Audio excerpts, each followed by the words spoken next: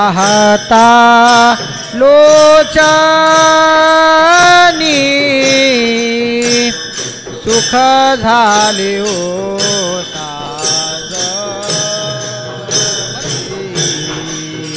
सुख झाले ओ साजनी सुख झाले ओ साज तो हा विठ्ठल बरवा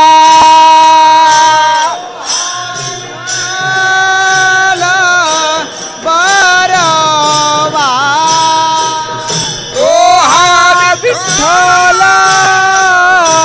बरवा विठ्ठल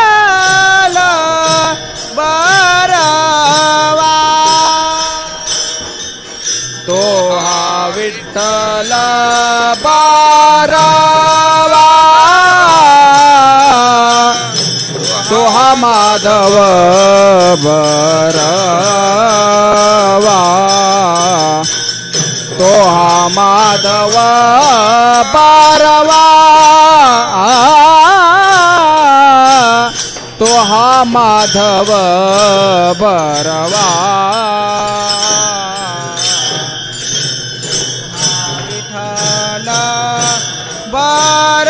बरवा तो हा माधव बरवा तो हा माधव बरवा तो हा माधव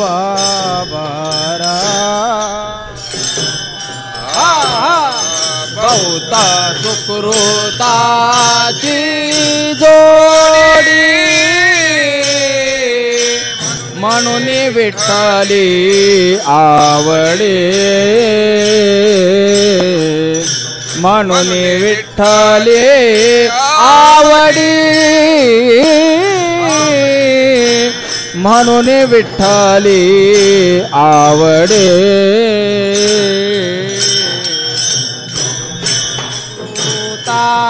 ची जोडी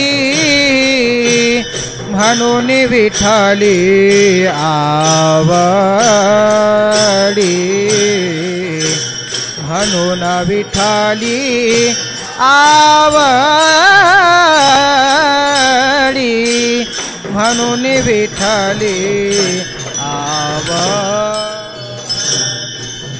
तो हा विठ्ठल बरवा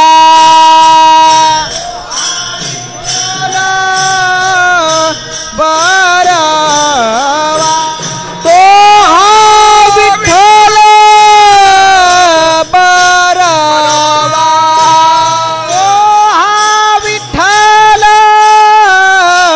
बरवा तो हा विठ्ठल बरवा तो हा माधव बरवा तो हा माधव बरवा तो हा माधव बरवा तो हा विठ्ठल बरवा तो हा माधव बरवा तो हा माधव बरवा तो हा माधव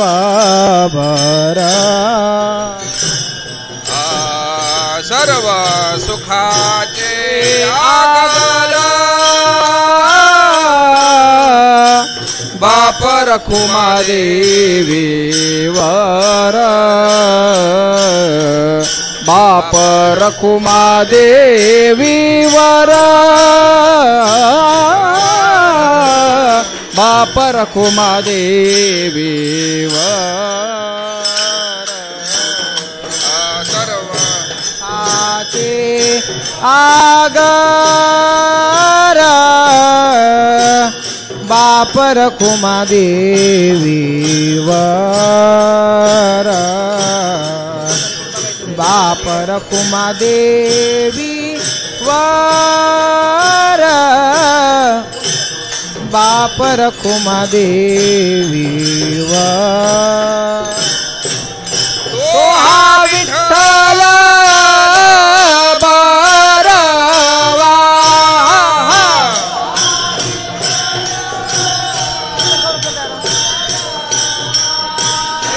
तो हा विठ्ठल बरवा विठ्ठल बरवा तो हा विठ्ठल बारवा तो हा माधव बरवा तो हा माधव बारवा तो हा माधव बरवा तो हा विठ्ठल बरवा तो हा माधव बरवा तो हा माधव बरवा तो हा माधव बरवा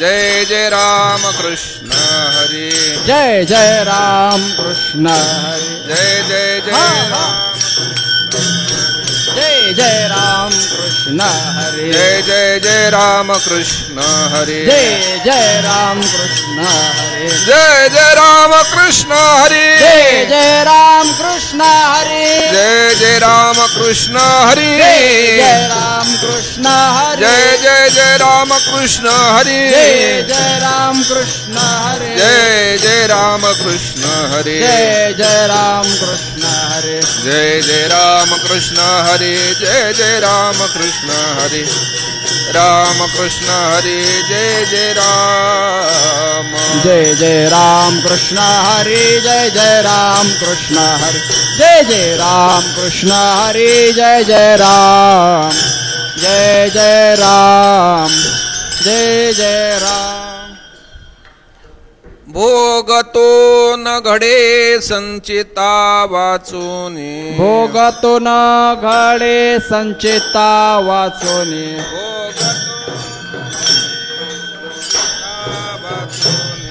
भोगतो न घडे संचिता वाचोनी करावे ते मनी समाधान करावे ते मनी समाधान करावे ते मनी समाधान भोगतो न घडे संचिता वाचूनी भोगतो न घडे संचिता वाचोनी भोगतो न घडे संचिता वाचूनी भोगतो न घडे संचिता वाचोनी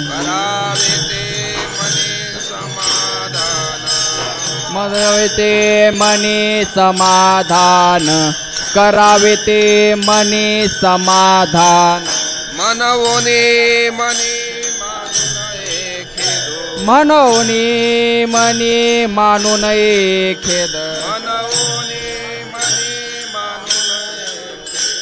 मनवनी मनी मानू नये खेद मनावा गोविंदू वेळो वेळा मनावा गोविंदू वेळो वेळा मनावा गोविंदू वेळो वेळा आणि कारुसावे न लगे बहुता आणि कारुसावे न लगे बहुता आणि कारुसावे न लगे बहुता आणि कारुसावे न लगे बहुता आपुल्या संचिता वाचुनिया आपुल्या संचिता वाचुनिया आपुल्या संचिता वाचुनिया मनवोनी मनी मानू नये खेदो मनवनी मनी मानू नये खेदो मनवोनी मनी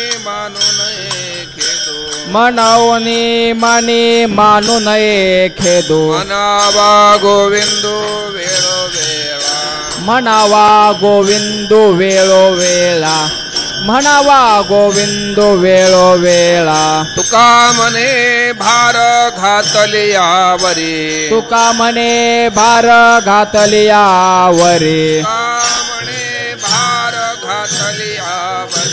तुका म्हणे भार घातली आवरे होईल कैवारे नारायण होईल कैवारे नारायण होईल कैवारे नारायण तुका म्हणे भार घातली आवरे तुका म्हणे भार घातली आवरे तुका म्हणे भार घातली आवरे तुका म्हणे भार घातली आवरे होईल कैवारे नारायण होईल कैवारे नारायण होईल कैवारे नारायण मनवने मने मानून ये खेदू मनवने मने मानू नये खेदू मनवने मने मानून ये खेदू मनवने मने मानू नये खेदू मनावा गोविंदू वेळो वेळा मनावा गोविंदू वेळो वेळा मनावा गोविंदू वेळो वेळा विठोबा विठोबा रखुमाये जय जय विठोबा रखुमाई जय जय विठोबा रखुमाई जय जय विठोबा रखुमाई जय जय विठोबा रखुमाई जय जय विठोबा रखुमाई हाँ जय जय विठोबा रखुमाई जय जय विठोबा रखुमाई जय जय विठोबा रखुमाई जय जय विठोबा रखुमाई जय जय विठोबा रखुमाई जय विठोबा रखुमाई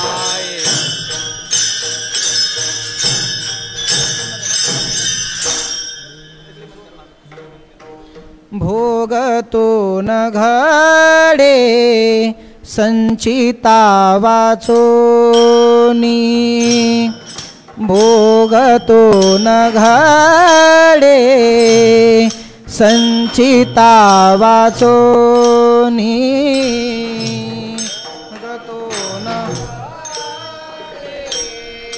संचिता वाचोनी भोगतो नगाडे संचिता वाचोनी भोगतो न घडे संचिता वाचोनी भोगतो न घडे संचिता वाचोनी भोगतो नगाडे संचिता वाचोनी भोगतो नगाडे संचिता वाचोनी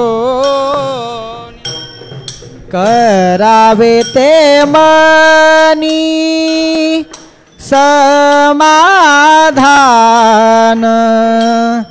करावे ते मनी समाधान म्हणूनी मनी मानून खेदू म्हणूनी मनी मानून खेदू करावे ते माने समाधान मागे करावे ते माने समाधान म्हणूनी माने मानून एखेदू म्हणावो निमानी मानून एखे भोगतो न घाडे संचिता वाचोनी भोगतो न घाडे संचिता वाचोनी भोगतो न घाडे संचिता वाचोनी भोगतो न घाडे संचिता वाचो आ भोगतो न मनी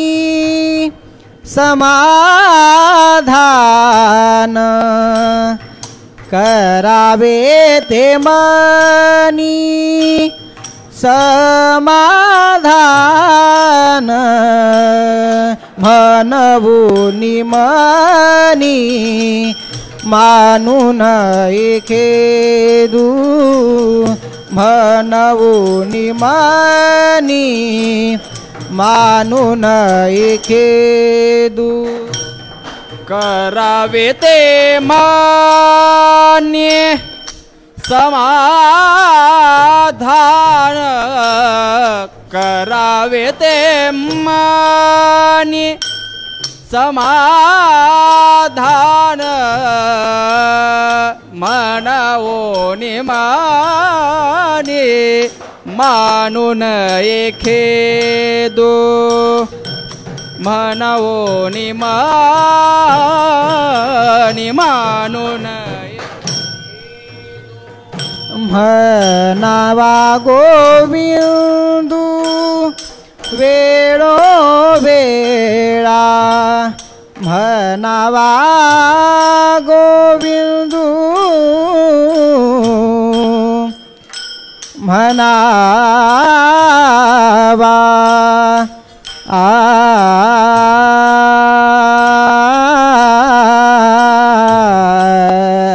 म्हणावा म्हणावा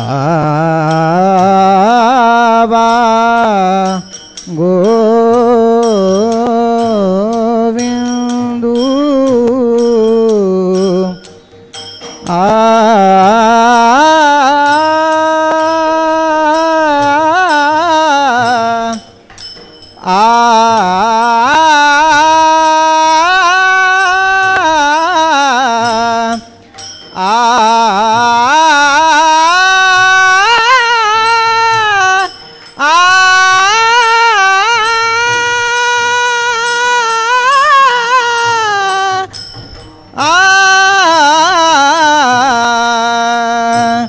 म्हणावा गोविंदू वेळो वेळा म्हणावा गोविंदू वेळो वेळा म्हणवूनी मनी मानून एखेदू म्हणवूनी मनी मानून एखेदू म्हणावा गोविंदू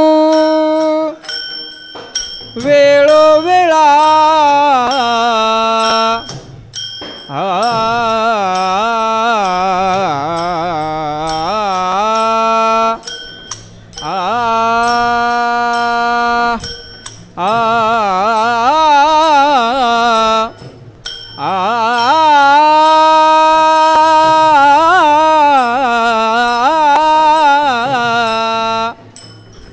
म्हणावा गोविंदू वेळो वेळा वेळो वेळा